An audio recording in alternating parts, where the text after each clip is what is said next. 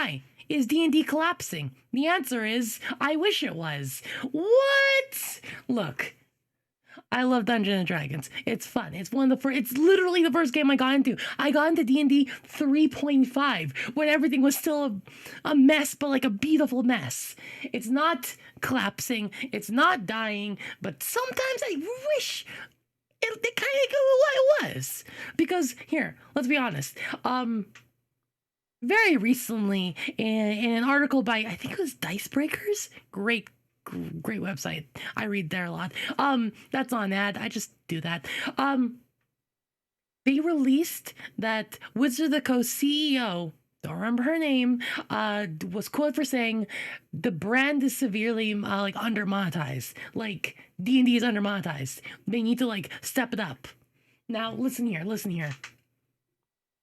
I want you to realize that one of the best things, and I'll say this, one of the best things to happen concerning D&D and growing the community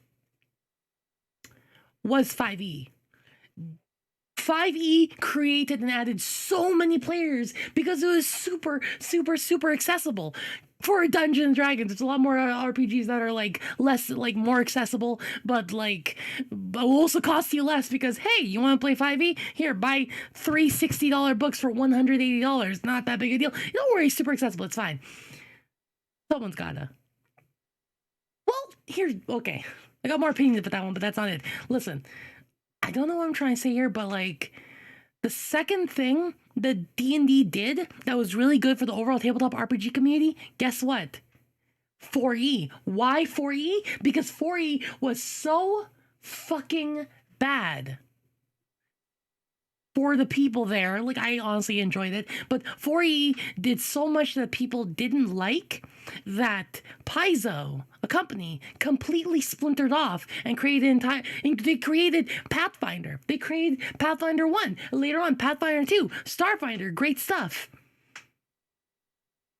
That allowed a lot of people to open up to the ideas that other RPGs exist. It also added up from D&D, also came from another good thing. 3 things that D&D did really well. Monty Cook was part of 3.0. And from Monty Cook, he then released his own company, like the Monty Cook Games, with Numenera, Cypher, a lot of amazing stuff. Like, from D&D, as a tree, springs about so many companies and so many games that have overall benefited the community amazingly. Like a great massive tree of games. Their actions and the games themselves have brought a lot of people.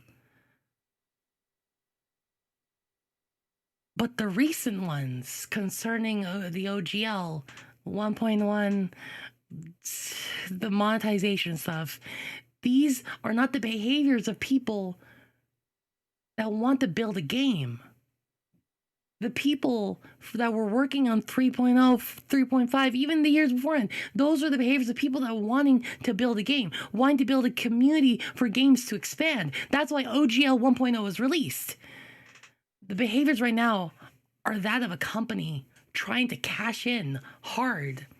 They put locks not only on like how much, like if you make under or above certain amounts, you're in their like your beginner tier, their intermediate tier, their high tier of like monetization. There was even a clause in that in the article that was recently like released that, what was it?